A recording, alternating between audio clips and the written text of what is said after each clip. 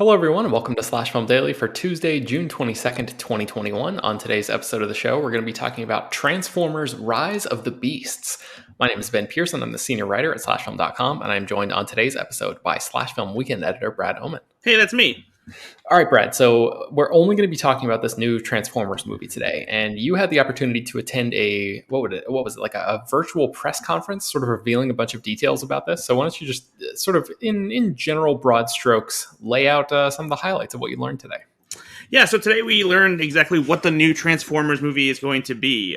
There's been some talk about how Paramount Pictures wanted to approach the franchise after Bumblebee and kind of take it in a new direction.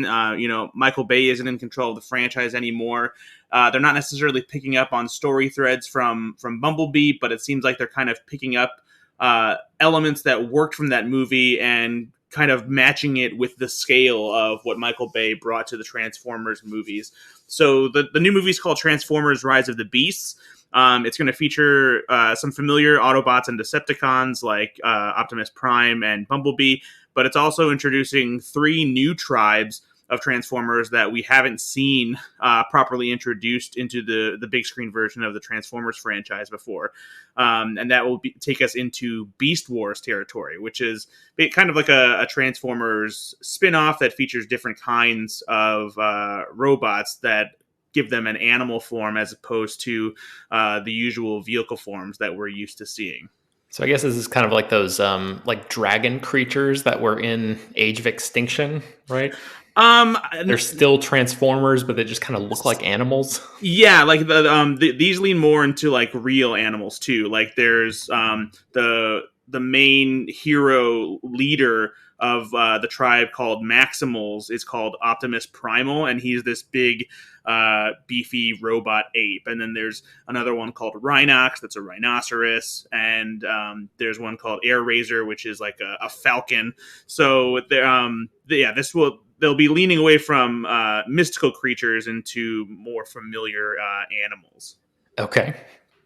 So, in addition to the Maximals, they have enemies just like the Autobots have the Decepticons. The Maximals have Predacons, so there'll be some bad guys for them to go up against. But then there's also a third tribe called Terracons that are basically bad guys for everybody. They're not aligned with the Predacons, and they're just like wreaking havoc against both Maximals and Predacons. And there are still Autobots and Decepticons that are part of the story as well, because the main character on the Transformers side in this movie is still Optimus Prime, and Bumblebee is along for the ride as well.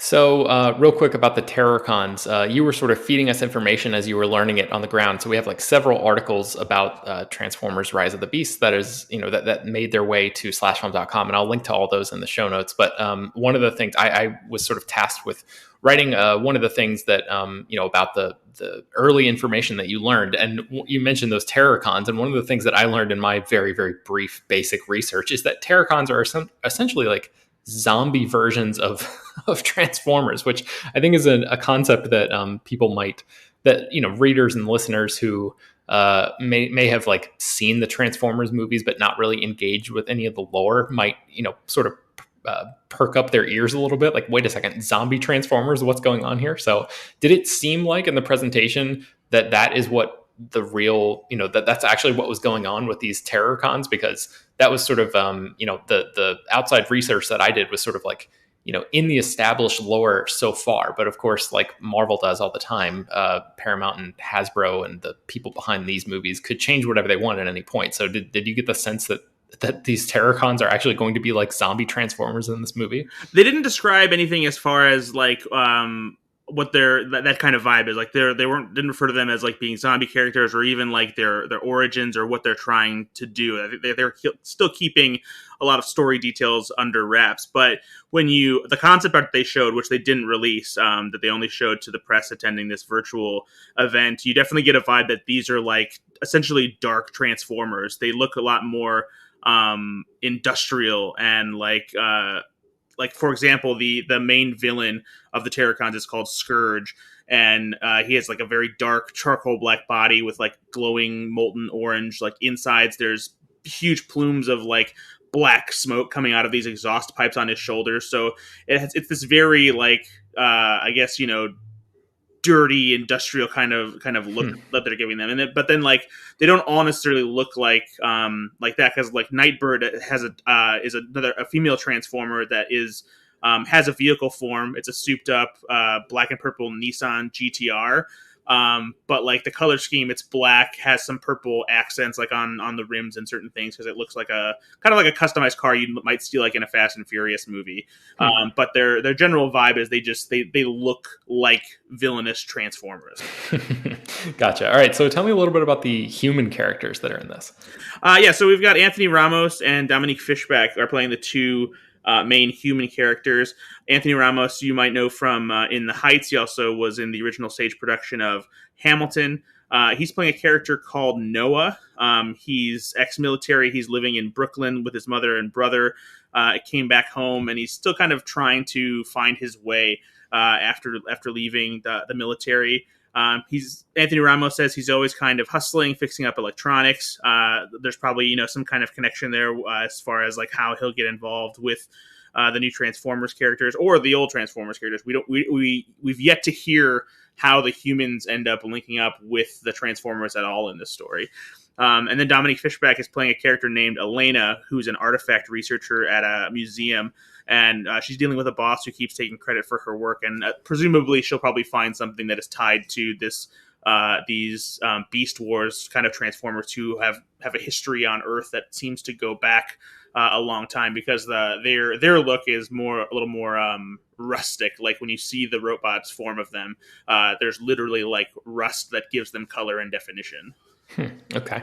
And then who is directing this movie, and what does their take on it appear to be? Yeah, Stephen Caple Jr. is directing. He's fresh off of directing Creed 2, and he was interested in bringing some heart back to the franchise. The Transformers franchise has never had a problem with delivering big blockbuster action, and for better or worse, Michael Bay always ramped that up to 11, and some kind of let the humanity of the franchise fall by the wayside. One of the most appealing things about the original Transformers movie was Shia LaBeouf's character and the relationship that he struck up with Bumblebee. It had a very Iron Giant vibe to it. It had some real heart, largely thanks to Shia LaBeouf's performance. And Bumblebee kind of brought that back by having a smaller scale story with Haley Steinfeld striking up a similar relationship with Bumblebee as her first car. And so Stephen Caple Jr., in addition to having a love for Transformers and like bringing the spectacle of those Michael Bay movies to this movie, seems like he is anxious to tap into the human side again and make sure that it's not just robots fighting, because obviously that's what people show up for, but you want to make sure that there are characters that you're along for the ride for too.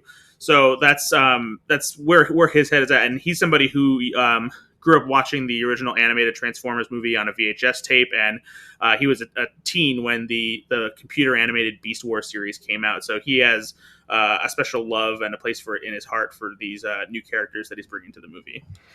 All right, so to wrap up here, Brad, like based on everything that you saw today, what were your thoughts going into a new Transformers movie, and then what do you think now with all of this, armed with all of this new information? I think I'm hopeful for this, because I'm somebody who started to get a little bored with the Transformers franchise as it continued with Michael Bay.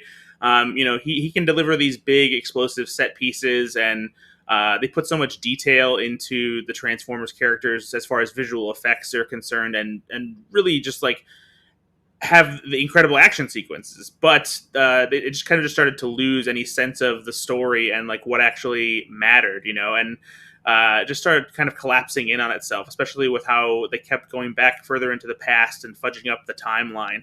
And so I was hoping for something that started to lean a little bit more into the Bumblebee direction. And so even though this movie is kind of reverting back as far as the scale is concerned and delivering something that's like a big blockbuster movie and not as small as Bumblebee, which is still a fairly big blockbuster movie, I think that I like the idea of Stephen Caple Jr. trying to bridge the two and deliver something that has, a little bit of Bumblebee, a little bit of, Michael Bay's Transformers. So I think introducing, this whole new sect of Transformers will hopefully be enough to like shake things up. I'm a little concerned that Optimus Prime is the main character again. But I guess we also haven't really gotten a movie where Optimus is like the lead character. Like, sure, he's the leader of the Transformers, but I would never say that there's like a Transformers movie, I guess, that's really just his movie. And I guess this one is supposed to like kind of show us how he becomes like the true leader of the Autobots, you know, kind of like steps into his own and really, you know, becomes the character that we do know in those other Transformers movies. Yeah, and like actually gives him some characteristics beyond just like stoic leader. Right. Yeah, exactly. So I'm hopeful that this will offer something new, and that the new Transformers will shake things up enough to make things interesting again. All right, cool. Well, that's going to bring us to the end of today's episode of Slash Film Daily. You can find more about all of the stuff that we mentioned on today's show at slashfilm.com and linked inside the show notes of this episode. Slash Film Daily is published every weekday, bringing you the most exciting news from the world of movies and TV, as well as deeper dives into the great features you can find on the site. You can subscribe to the show on Apple, Google, Overcast, Spotify, all of the popular podcast apps, and send your feedback, questions, comments, concerns, and mailbag topics to us at peter@slashfilm.com. Make sure to leave your name and general geographic location in case we mention your email on the air. Don't forget to rate and review the show on Apple Podcasts. Tell your friends, spread the word. Thank you all for listening, and we will talk to you tomorrow.